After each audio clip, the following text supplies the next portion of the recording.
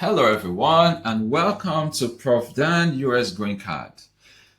If you are planning to adjust status, you will need to complete your immigration medical exam using the USCIS form I-693.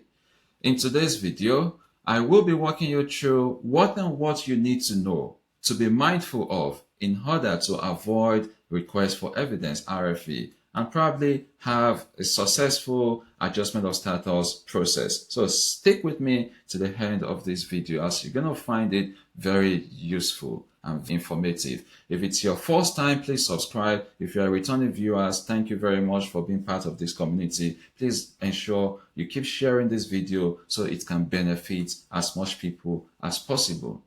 Now, the very first thing is that you should use the USCIS tool to find a designated civil surgeon near you by entering your zip code. In the description section of this video, you will find the direct link. Just click on the link, or you can do so going through your web page, through your Google search, USCIS civil surgeon. Then you're going to see this page on the screen. So assuming I am the one living near this zip code 33194, I'm just going to put it there. Then I click on search. Then, boom, you're going to see the list of designated civil surgeon. This is very important. You're going to see their contact information, the address, the distance to you, their phone number. My educating advice would be call them through the number and confirm so many things so you can be sure if you want to use them or not. Now, when you contact the clinic, you can ask about what their fees. This is because there is no fixed fees for this medical examination. So ask about their fees. You want to compare that and be sure of the one that works well with your finances. You also want to check their availability for walk-in. Do they have walk-in that you can easily go there and get it done within 1 week? Or do they have room for urgent appointments? You probably want to avoid those that the appointment is in the next 2 months, in the next 3 months, especially for those of you that may be pressed with time. So confirm they are also using the latest form I-693 form. I'm going to speak about that briefly. This is very important. I mean, when you go to the civil surgeon, you want to confirm that to avoid RFE. Using an outdated form can actually cause your package to be rejected and delay your case further. So please, this is very important. For example, when you look at the screen, this is the form I-693. You see that this present one shows it expires 3/31/2025. So this has already expired. You want to be sure the civil surgeon is not using this particular form, okay? This one that has expired, the edition was March 9, 2023. So please avoid that. You want to be very sure of this. And on the screen right now is the latest form. In this latest form, you can see the edition is January 20, 2025. So this is the latest one. And you can see on top of the page that it expires 9/30/2027. So that would be the first thing I would say. Be sure that the civil surgeon is using this latest form. I'll give you an example. Some years back, a colleague went to the civil surgeon. As of that time, the form has been updated, but the civil surgeon used the outdated form. Guess what? After submission and everything, the package was returned. Why? Because of the version that was used. So this is very important. The beneficiary didn't know. Please also note that unlike other forms like your form I-140 and I-485 that you, the beneficiary or the petitioner, filled by yourself, for this medical examination form I-693, it is to be filled by the civil surgeon. At the end of the day, once the civil surgeon is done with the test and everything, it's going to be put in a sealed envelope and probably stamped. You won't have access to it. That is what it's that package you're going to include in the rest of your package that you will send out to USCIS. Please be mindful of that. Make sure it is sealed or it is stamped and you do not have access to that record. That is very important.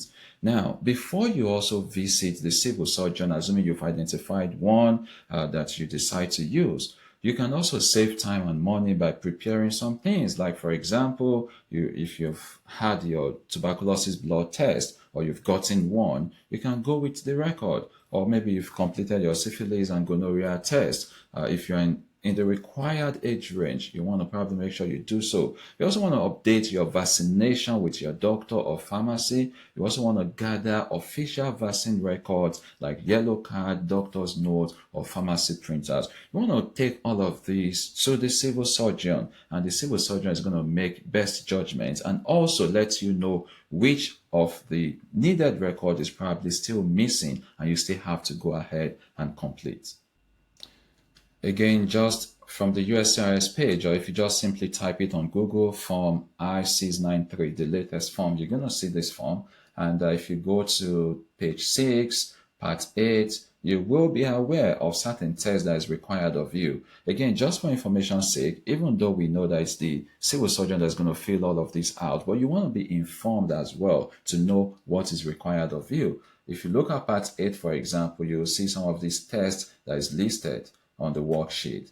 And if you go ahead again and probably get to part 10, you will also see vaccination record. These are the records of some of the vaccines that is required of you, and it's the duty of the civil surgeon to fill all of these parts. Okay, but again, just for record's sake, you have understanding of all of this information. What is most important is identify a civil surgeon that is maybe cheap, not too expensive, that you can walk in and you can easily get your medicals completed on time without unnecessary delay. If this part is done correctly and there is no error, no mistake by the civil surgeon, because yes, they are also prone to mistakes. I will give you an example of someone as well who, after the civil surgeon completed the whole medical examination and sealed it up, the person requested for a copy.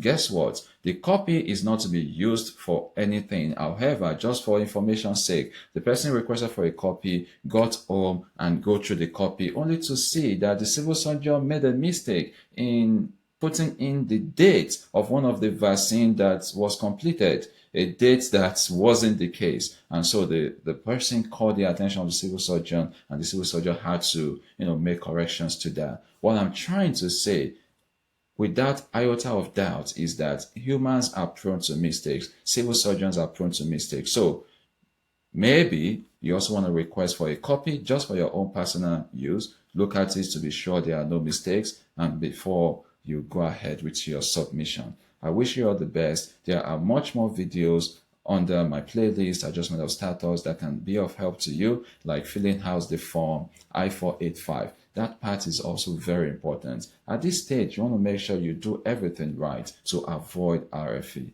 Finally, even if you had vaccines or tests abroad before coming to the US, go with those records. The civil surgeon will review them and let you know what is still required. So be prepared, double check the civil surgeon's designation, and make sure they are up to date with USCIS requirement so your medical exam doesn't delay your adjustment of status. In all of this, I wish you all the best, and don't forget to like and subscribe and share until another time I see you again. Take care and bye-bye.